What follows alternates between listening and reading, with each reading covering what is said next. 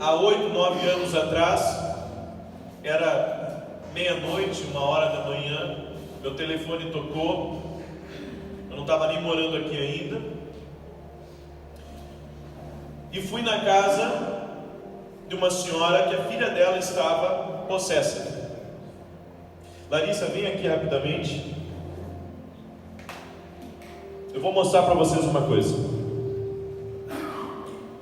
A Larissa, vem mais para cá, para todos te enxergar. Acho que vai ter que subir aqui para todo mundo te ver, Larissa. Quando eu cheguei na casa dessa senhora, eu vi o carro da polícia parado na frente. Eu pensei, o que está acontecendo? Entrei dentro e tinha uma moça do tamanho da Larissa, só que um pouquinho mais magra que a Larissa. Não que tu seja, vamos levar para esse lado, mas era bem fraquinha a moça. E era 3 brigadianos fortes, e mais a mãe dela e mais o tio dela segurando ela, e a moça estava com uma força. Bom, ela fazia assim com o braço e levantava o brigadiano junto. Menor que a Larissa, mais franzina do que a Larissa, e com uma força de mais de 2 homens. As coisas espirituais são reais. Obrigado, Larissa. As coisas espirituais são reais. Alguns espíritos imundos que a gente vê que manifestam na igreja, geralmente são espíritos que têm uma certa legalidade na vida das pessoas. É muito difícil os demônios entrarem, todos eles, junto com uma pessoa no culto. Geralmente eles ficam no lado de fora da igreja esperando, ou às vezes ficam em casa esperando, ou às vezes ficam esperando até dentro do carro. Às vezes eles vão para alguns animais perto, para que quando a pessoa sai, aquela pessoa que tem legalidade, aquele mal novamente venha possuir aquela pessoa e venha agir na vida dela.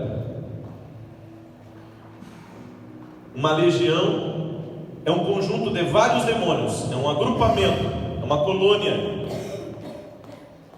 que pode agir e que pode estar numa pessoa só.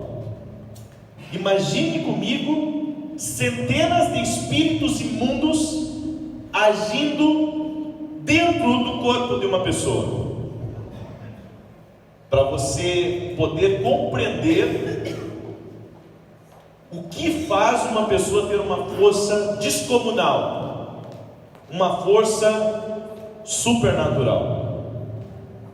Abra a tua Bíblia comigo em Efésios capítulo 6, verso 10. Esse é o primeiro texto que nós vamos ler. Quando o apóstolo Paulo escreveu a carta para a igreja de Éfeso, essa carta ela era direcionada a crentes, aos novos convertidos. E o apóstolo Paulo falou da armadura espiritual, falou de uma armadura que nós precisamos ter. Então eu quero responder aquela pergunta: pode um crente ficar endemoniado? É a pergunta de muita gente. Pode um crente ficar endemoniado?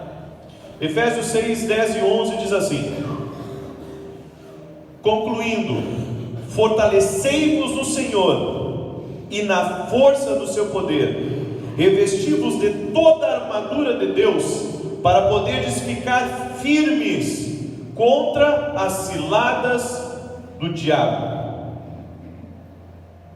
Por que a Bíblia fala que o crente tem que estar com uma armadura?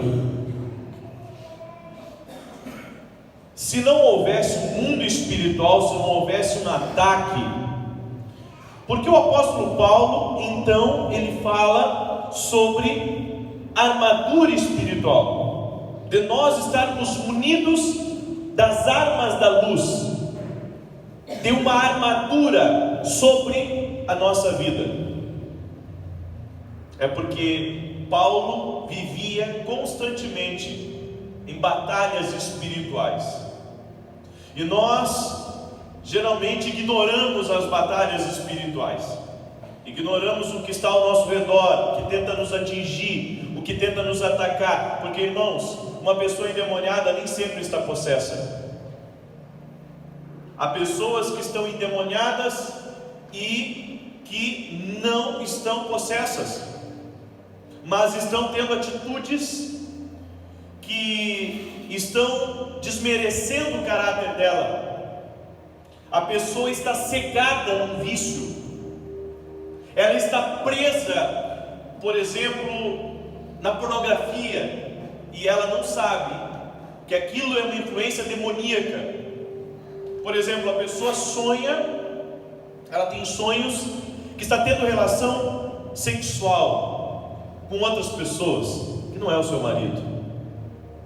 Isso é uma influência maligna que está agindo na pessoa.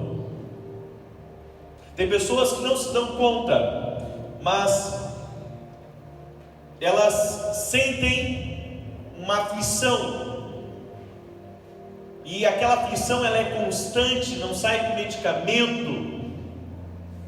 E eu tenho certeza que essas aflições elas geram muitas coisas negativas e que podem levar até a morte. Aflições malignas, que também são demônios, é a atuação demoníaca.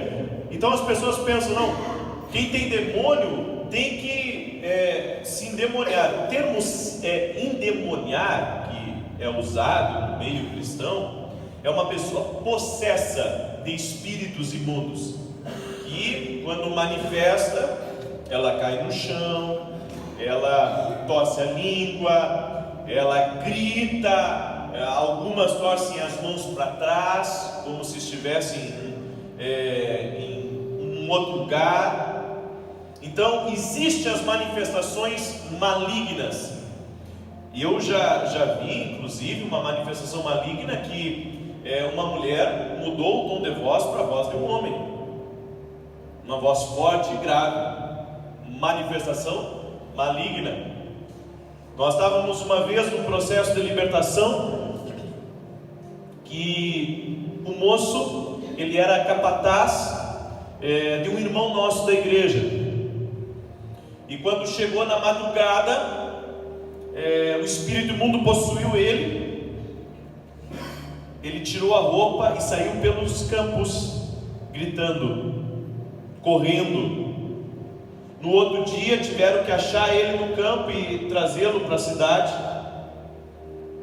E nós fizemos uma roda de ministração sobre ele. E quando parecia que ele estava bem, que estava liberto, depois de muitas manifestações, teve um momento que ele pediu para ir no banheiro tomar água, já estava se sentindo melhor. De repente ele entrou para o banheiro, e nós tivemos um discernimento que alguma coisa estava errada, porque ele estava demorando no banheiro. Sabe o que ele estava fazendo? No banheiro da igreja tinha um chuveiro. Ele estava achando uma maneira de alcançar os fios. Ele tinha lavado os pulsos, lavado os braços. O inimigo que estava na vida dele, o demônio que estava na vida dele, estava querendo tirar a vida dele ali dentro da igreja. Então esses processos de libertação tem que ter muito discernimento. Parece que ele estava liberto, mas os espíritos eles dão um lado. E eu já vou explicar para você o que significa isso, dar o lado. Às vezes se repreende o demônio e não é um, são vários. Tem que se mandar todos embora. Um por um, pastor? Não.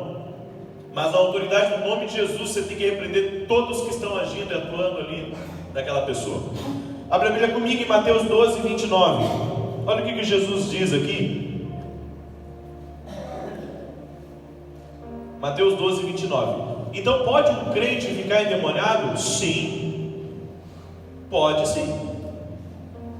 Porque se o apóstolo Paulo estava falando para a igreja sobre a armadura espiritual, É porque o crente sem armadura podia ser atingido por um espírito ruim, que age, que influencia, que perturba, que pode levar ao suicídio, pode levar a uma morte.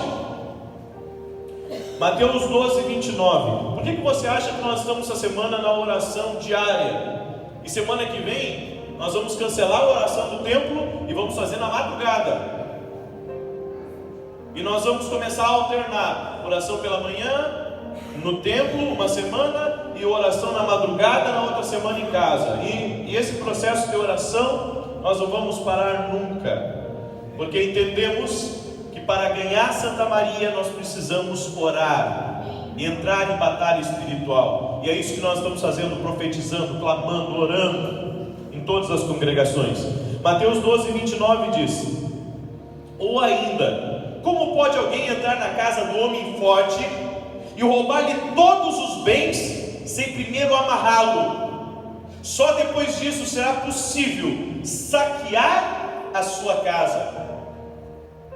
Jesus estava falando, esse valente que a Bíblia está falando aqui, está falando de demônios, de espíritos, de anjos caídos. Jesus disse que para entrar na casa dele, qual é a casa que Jesus está falando? O corpo. Os demônios não ficam presos na alma, eles não ficam na casa do espírito, não. Eles habitam no corpo da pessoa. Eles não habitam nem na alma e nem no espírito. Depois nós vamos falar sobre isso. E o Espírito Santo, pastor? O Espírito Santo mora no espírito? Ele mora na alma? Não, ele mora no corpo. Vou mostrar para você depois. Nós somos seres tricotômicos. Somos espírito, temos uma alma e habitamos no corpo. Só que para um demônio se expressar, ele precisa de um corpo, ou ele se materializar, que também é possível. Pode você pensar que não, querido, nós vamos falar muito sobre as coisas do inimigo, e não pense que o pastor está falando muito. Bom, nós estamos estudando sobre isso, então procure compreender, tenha discernimento do que estamos falando. A Bíblia diz aqui que para entrar na casa do homem forte, tem que primeiro amarrá-lo. Por que você tem que prender na oração de libertação os demônios que estão atuando? Por que nas nossas orações, quando estamos orando por alguém que está possessa, nós amarramos, nós paralisamos a obra do inimigo? Porque existem casos de possessão que o inimigo ele mantém até a mente da pessoa cegada. Então, se nós não paralisarmos, ele pode falar através da pessoa, ele pode se mover através da pessoa, ele pode agir na mente daquela pessoa. Vai saber o estrago espiritual que pode acontecer na mente daquela pessoa. Então nós sempre amarramos, manetamos o valente, prendemos ele na nossa oração. É por isso que quando você for orar por libertação, estiver orando por alguém, você paralise, até nas orações em um ambiente que você chega. Tem ambientes que são carregados de espíritos imundos. Os espíritos imundos têm legalidade ali. Por que você acha que existem trabalhos na feitiçaria, na bruxaria? Porque abrem acessos para um ambiente espiritual.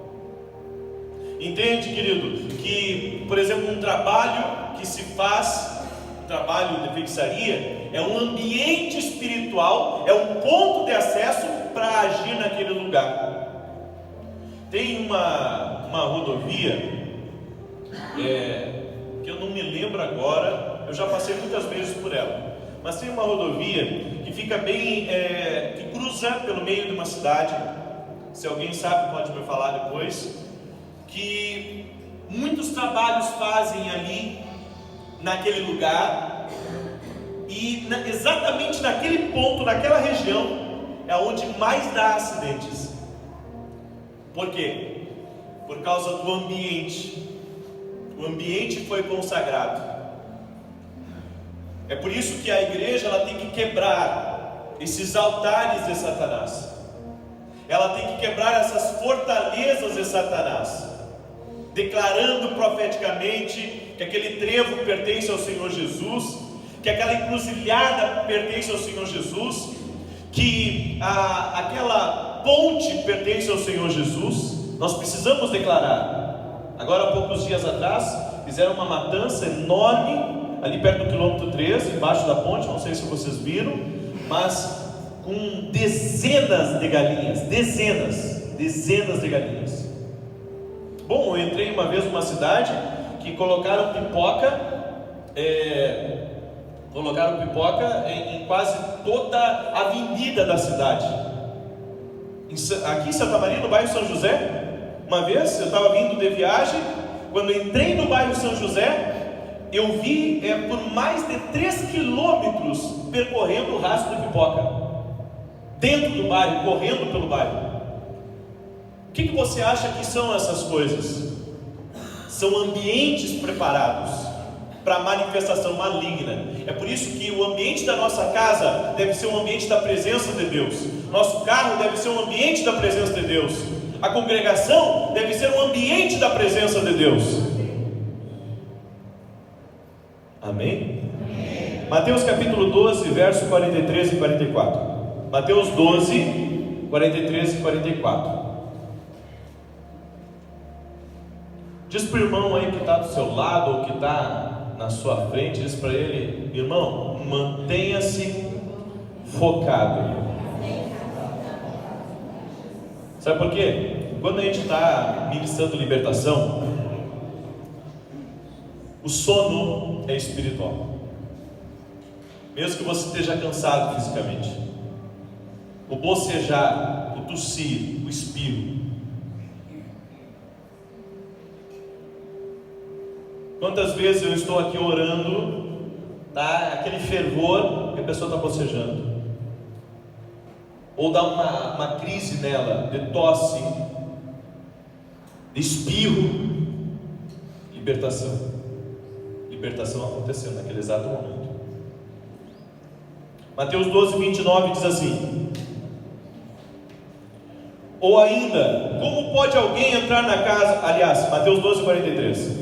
Quando um espírito imundo sai de uma pessoa, passa por lugares áridos, procurando descanso, mas não encontra onde repousar. Então diz: voltarei para minha casa de onde saí. E retornando, encontra a casa desocupada, varrida e adornada.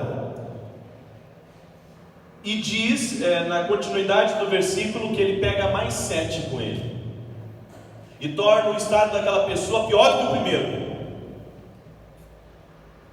Ou seja, quando nós expulsamos o demônio de uma pessoa na igreja, aquela pessoa é livre.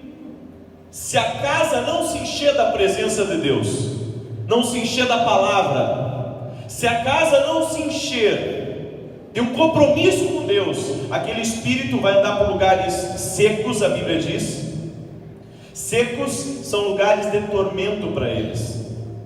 Possivelmente eles vão apanhar um pouco, porque saíram, porque deixaram, porque eles são cobrados por o exército das trevas. Tem supervisores, tem coronéis, como no exército aqui desse mundo. Você tem que entender que tudo é um paralelo. Então, quando eles saem, eles enfrentam lugares áridos, secos. É por isso que para eles estar fora do corpo é péssimo. Eles têm que estar em corpo para se moverem, porque se eles forem pegos fora do corpo, possivelmente eles são, eu não posso dizer que eles são surrados, mas existe sequidão.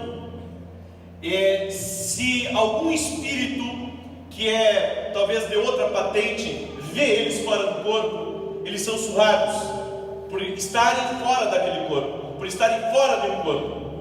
O exército de Satanás é muito organizado. É por isso que a pessoa que é livre, ela tem que se encher de Deus agora, ela tem que se encher da palavra, ela tem que se firmar com Jesus, porque se ela continuar na vida de pecado, a vida dela vai se tornar até pior. É por isso, meu irmão, que eu já vejo assim, já trouxe pregadores que eu não trago mais por causa disso.